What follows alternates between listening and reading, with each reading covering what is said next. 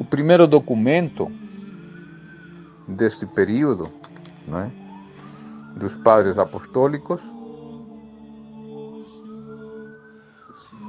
é justamente o documento chamado Didaquê,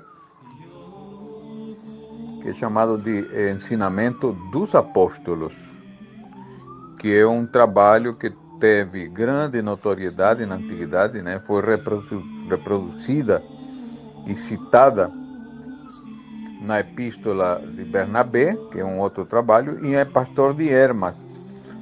Também há registro de que este trabalho de Didaquê foi utilizado por São Clemente e por Orígenes. Então, no século III, os 3 primeiros capítulos deste trabalho de Didaquê foram introduzidos aos cânones da Igreja, aos cânones eclesiásticos. E nos séculos IV e V foram incorporados às constituições apostólicas, né, chamadas apostólicas, este livro de Didaquê. Ou seja, ele é um documento e, ao mesmo tempo, um testemunho vivo da tradição da Igreja, e foi incorporado ao patrimônio da Igreja, digamos assim, né? E no ano de 1873, o metropolita ortodoxo da Nicomédia, né, Filoteo Brienos, descobriu em Constantinopla um código escrito, ou melhor, uma cópia deste Didaquê, escrito em 1056, que continha a Didaquê, 2 cartas de São Clemente e uma epístola de Bernabé. Então está aí uma prova histórica, né, do uso que tinha na antiguidade. Bom, a Didaquê está valorizada por ser uma recapitulação de instruções e uso da Igreja primitiva. Sua estrutura foi composta ao mesmo período das cartas de São Paulo, provavelmente entre os anos 50 e 70. E hoje alguns estudiosos afirmam que é mais preciso situá-la no ano 90, segundo Quasten, que é um dos grandes estudiosos da patrologia, né?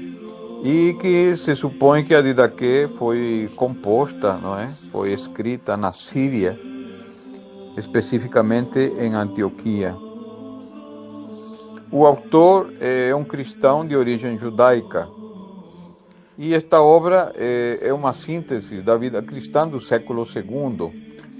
Seria como que uma espécie de catecismo, ou catequismo, ou catequese, não é? E é um código de direito canônico também, e um prontuário litúrgico. Se supõe que o mais antigo da Igreja. Então, está dividido numa primeira seção moral, uma segunda parte litúrgica, onde explica, por exemplo, o batismo, o jejum, a oração do Pai Nosso, e fala sobre a Santa Eucaristia. Numa terceira parte temos instruções disciplinares e ascéticas, e a conclusão deste Didaquê seria uma exortação escatológica que reflete muito o ambiente, né, que se vivia perto do ano 100. Temos, dentro do que poderíamos dizer, uma análise do texto, né, o que contém esse livro da Didaquê. É uma instrução moral, né, que mostra que há 2 caminhos: o caminho da vida e o caminho da morte. E a grande diferença entre estes é que o caminho da vida é pautado, né, pelo amarás em primeiro lugar a Deus, que te criou, e um segundo mandato é que ama ao próximo como a ti mesmo. Um outro tópico também deste ensinamento é o batismo. E em relação ao batismo, temos que batizar assim, em nome do Pai, do Filho e do Espírito Santo, em água viva.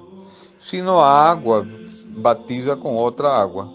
E a tradição da igreja, né, ensinava que, por exemplo, São João Crisóstomo tem uma descrição detalhada da catequese batismal, que batizar por tripla imersão.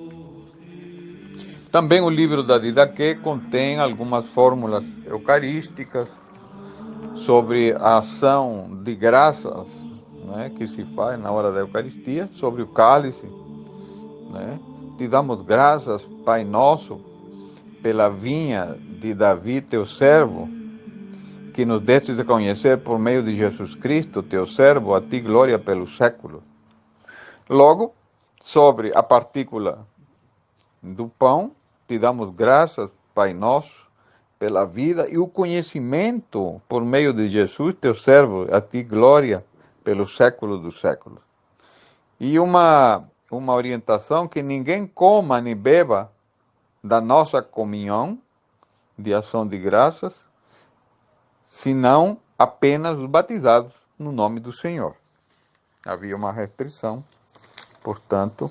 E um outro componente da Didaquê são algumas instruções sobre como lidar com os apóstolos e os profetas.